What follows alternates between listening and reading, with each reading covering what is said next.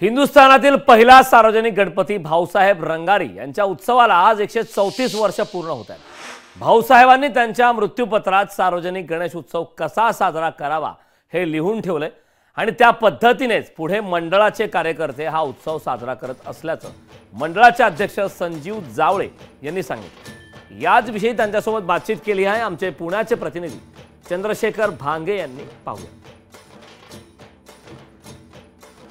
हिंदुस्थानातील पहिला सार्वजनिक गणपती भाऊसाहेब रंगारी गणपतीची प्राणप्रतिष्ठापना आज पुण्यामध्ये झालेली आहे। मोठ्या उत्साहामध्ये गणरायाचं पुण्यामध्ये आगमन झालेलं आहे आणि याच विषयी बोलण्यासाठी आपल्या समेत मंडळाचे अध्यक्ष आणि कार्यकर्ते आहेत। काय सांगाल, मंडळाचं यंदा कितवा वर्ष आहे, कशा पद्धतीनं आजची सगळी प्राणप्रतिष्ठापना झालेली आहे?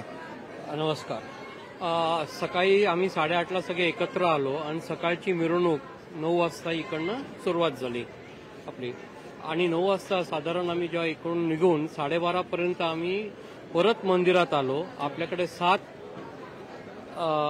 ढोल ताशाचे पथकं होती आणि 12:30ला आपले कैलास खेर यांच्या हस्ते प्राणप्रतिष्ठा झाली 12:30 वाजता। त्याच्यानं आणि हा उत्साह आम्ही आनंदात, जोशात आणि सांस्कृतिक पद्धतीने साजरा होईल याच्याकडे आमचं लक्ष राहणार आहे। खरं तर मंडळाचे कार्यकर्ते काय सांगाल, कितवं वर्ष आहे, कशा पद्धतीने आपला हा सगळा इतिहास आहे भाऊसाहेबांचा? कारण 134 वर्षाचा हा इतिहास आहे सांगितलं जात आहे। कशा पद्धतीने हा सगळा मोठा इतिहास आहे? 1892 साली श्रीमंत भाऊसाहेब रंगारी सार्वजनिक गणेशोत्सवाची मुहूर्तमेढ रोवली। 1892 साला पहिल्यांदा त्यांच्या वाड्यासमोर म्हणजे भाऊसाहेब रंगारी भवनासमोर त्यांनी गणपती बसवला होता आणि 1893 सालापासून आता जिथे मंदिर आहे तिथं हा गणपती बसवला जातो।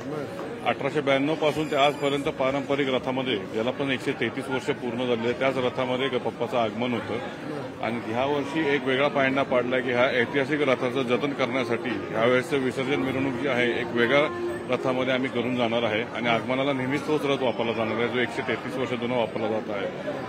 गेले भाऊसाहेब रंगारींनी ही जी मूर्ती बघत आहात तुम्ही, ही भाऊसाहेब रंगारींनी स्वतः ही मूर्ती त्यांनी बनवलेली आहे। लाकडी भुस्यापासून आणि कागदाच्या लगदापासून बनवलेली ही मूर्ती आहे। या मूर्तीला आता 133 वर्ष पूर्ण झालेले आहेत आणि ही मूर्तीला आजपर्यंत कुठल्याही प्रकारचं काही झालेलं नाही आहे आणि साध्या नॅचरल कलर्सनी ही मूर्ती पेंट केली जाते।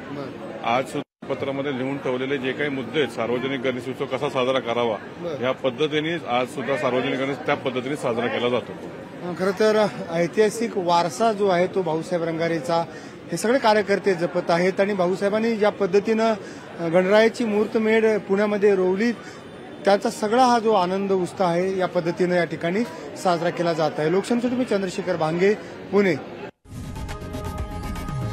लोकशाही मराठी ऐका, पहा, जागरूक रहा।